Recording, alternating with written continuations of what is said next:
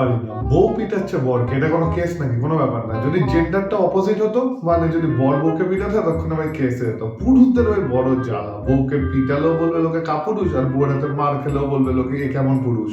পুরো জলে কুমির ঢাকায় বাঘের মতো পরিস্থিতি। তো আজকের ভিডিও আমি একেবারে চশমা পরে বানাবো, মানে আমাদের আইন তো অন্ধ না, কোনো দিক না দেখে বিচার করবে, তাই যে চশমা পরে বানাবো ভিডিও। আরে আমাদের নিরীহ দাদা তার বান্ধবীর জন্য একটু গিফট কিনেছে, আর গিফট কেনার জন্য তার বউয়ের হাতে গেল হেডশট। আরে বৌদি দাদার কাছ থেকে গিফটটা দেখতে এসেছে একটু। বৌদি কি ছোট লোক নাকি যে বৌদি গিফট নিয়ে নেবে? আমি কি নিয়ে নেবো? শোনো, আমি এতটা ছোট লোক না, আমি কারো গিফট নিই, আমি দেখি একটু কি গিফট আনছো। আর ফাইনালি যখন বৌদি নিজে কেড়ে নিয়ে দেখছে গিফট, তখনও দাদা নেওয়ার চেষ্টা করছে। বৌদি দিব্যি দিয়েই যাচ্ছে। বৌদির দিব্যির কোনো দামই নেই নাকি দাদার কাছে? আমার দিব্যি দাঁড়া, আমার দিব্যি দাঁড়া, এখানে দাঁড়া। এত বড় সাহস! কি ভাবলেন বৌদি ক্ষমা করে দেবে? তারা কেন ভুল হচ্ছে, বদলা ঠিকই নেবে বৌদি। ব্যাস উদুম খেলালো, মানে কুস্তিগির বৌদি আমাদের একেবারে। কোথায় যাচ্ছিস? যাচ্ছিস কোথায়? কি করে? এত বড় বুট পাই। আরে স্বামী আমার সাথে শোন, একটা বড় অপূর্ব জোর মারি, আমার স্বামী আগে। কিন্তু আমাদের দাদা যদি একটু মজা করে বৌদির গায়ে হাত তুলে ফেললো, তো ব্যাস ভিকটিম কার্ড চালু। ওই যে তখন ওই একই ডায়লগ, তুমি আমার গায়ে হাত তুলো তো, আমার গায়ে হাত তুলো তো, ব্যাস।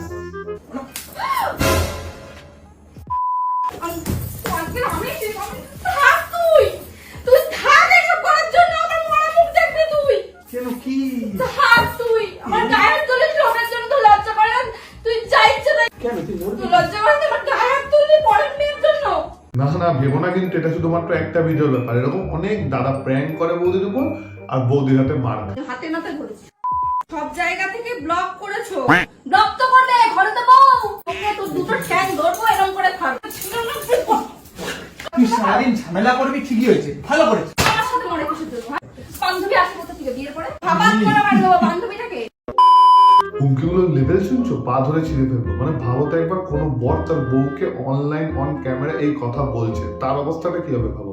ওরা তো এটা দেখাতে চাইছে এটা রিয়াল, আর যদি মেনেও নি স্ক্রিপ্টেড বা রিয়াল যেটাই হোক না কেন, তুমি ভাবো তো অনলাইনে সোশ্যাল মিডিয়ার উপর এইসব জিনিস পোস্ট হচ্ছে, মানে সমাজের কাছে খুব সুন্দর একটা বার্তা আছে, তাই না? বউদের এইভাবে বরদের হাতে রাখা উচিত। এখন সব ফেমিনিস্টরা কথা, এখন মানে নিশ্চয় গর্ত থেকে তারা বেরোবে না, তাই না? আর এটা যদি জেন্ডার রিভার্স হতো, মানে কোনো ছেলে যদি সেম কাইন্ড অফ ভিডিও বানাতো পোস্ট করতো, তখন দেখতে সোশ্যাল মিডিয়াতে প্রতিবাদের ছড়াছড়ি লেগে যেত। আর বৌদি শুধু পিটায় তাই না, কিন্তু আমাদের নেতাদের মতো অল টাইম ফেক প্রমিস করে প্রত্যেকবার পিটানোর পর। ভালো করে মনে করতো, কালকে রাতে কিছু হয়েছিল না? কি হবে আমার সাথে? কি হবে? আমি যেটা বলছি সেটার উত্তর দে। তুমি বাইরে হাত তোলো কেন সবসময়? আমি তো এটা বুঝি না। আমি আর গায়ে হাত দেবো না তো তোর, আমি তোর গায়ে আর হাত দেবো না, আমি ব্যবস্থা নেবো। কি ভাবছো প্রমিস করেছে বৌদি আর খেলাবে না? আরে ভাই 10 মিনিট তো দূরের কথা, 1 মিনিটও প্রমিস রাখবে না। আমি তো এটা বুঝি না। আমি আর গায়ে হাত দেবো না তো তোর, আমি তোর গায়ে আর হাত দেবো না, আমি ব্যবস্থা নেবো। হ্যাঁ, তো প্যান্ট ধুলাম, স্নান করলাম, পায়খানায় গেছি বলে ঘরে এসে তোকে কেলাতে পারিনি। কেন কি কেলাবো? কেন কি হয়েছে? তুই বল, তোর মাথা ঘুরে যাবে এক্ষুনি। বলেন কি? এখন তো তুই আকাশ থেকে পড়বি। তুই এখানে বয়, এখানে বয়। কি আশ্চর্য, বইতে গেছি না?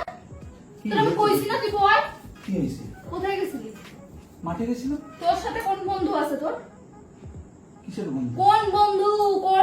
যে আমার সংসারে কাটি মারতেছে কিসের জন্য? কিসের বন্ধু? কি শুধু বন্ধুর হয়ে কথা কয়, তা বয়ের হয়ে কথা কয় না? আর প্রতিবারের মতো সেম কেস, আমাদের ওপেন মাইন্ডেড বৌদি যখন নিজে খেলাতে পারছে, কিন্তু দাদা একটু হাত তুলে ফেললো গায়ে, ব্যাস সাথে সাথে ভিকটিম কার্ড আবার শুরু। এই বয়স আছে জানবো। এই এটা কি? দাদা ভিজে গেছে, জামা প্যান্টের সাথে চুবিয়ে ফেলেছি। কি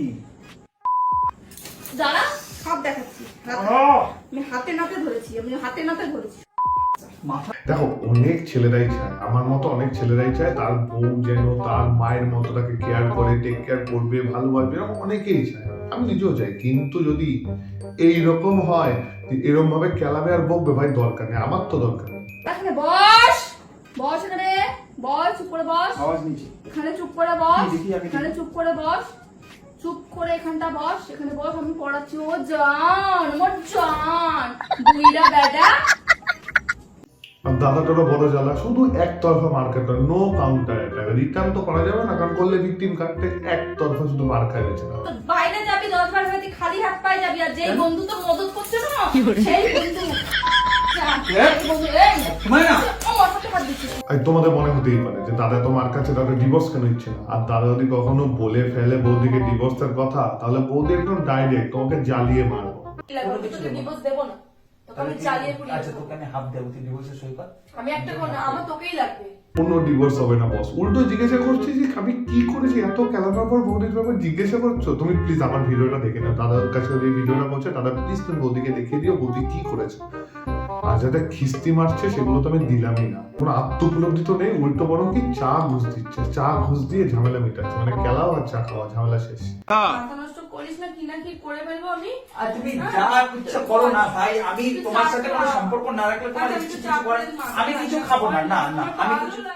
দেখো আজকে ভিডিওটা বানানোর মেইন উদ্দেশ্যটা, মেইন মোটিভটা হচ্ছে আমার যে এই যে জিনিসটা চলছে, এই জিনিসটা স্ক্রিপ্টেড হোক আর বা রিয়েলিস্টিক হোক না কেন, এই জিনিসটা মানে থেকে আমরা কি শিখবো। সবসময় তো আমরা বলেই থাকি যে বউয়ের গায়ে কখনো হাত তোলা উচিত না, মেয়েদের গায়ে হাত তোলা উচিত না, সব ঠিক আছে, কিন্তু প্লিজ এবার কেউ এসে সামনে এসে বলো যে ছেলেদের সাথে এরকম করা উচিত না। তুমি বউ হচ্ছে বলে তোমার কাছে আইন তোমার হাতে আছে বলে বরকে উদুম খেলা, বর কিছু করতে গেলে বলবে কেস করে দেবো, বর একটু হাত তুলে দিলে তখন রিটার্ন বলবে তুমি যদি মারামারিকে নর্মাল হবো আমি স্ত্রী বন্ধুর মতো, তাহলে বর তোমাকে মারলো নিশ্চয়ই তোমার রাগ করা উচিত না, কারণ তুমি তো বরকে উদুম খেলো।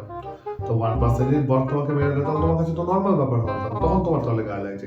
তাই ভাবলাম মেয়েদের নিয়ে তো অল টাইম প্রতিবাদ করাই হয়, ছেলেদের সাথেও যে অন্যায়গুলো হচ্ছে হয়তো ওরা সোশ্যাল মিডিয়াতে একটু লাইক শেয়ার বেশি পাওয়ার জন্য এই জিনিসগুলো হয়তো করছে, মানলাম এগুলো প্র্যাঙ্কের নামে সবই স্ক্রিপ্টেড, কিন্তু কি বলতো একটু নৈতিকভাবে ভেবে দেখা উচিত না যে কোন জিনিসটা সোশ্যাল মিডিয়াতে আপলোড করা উচিত আর অনুচিত। আমার মতামতটা আমি তোমাদের সঙ্গে শেয়ার করলাম। যদি ভিডিওটা ভালো লাগে লাইক কমেন্ট এন্ড শেয়ার করো, আর দেখো যারা এই ভিডিওতে ভালো থাকো সুস্থ।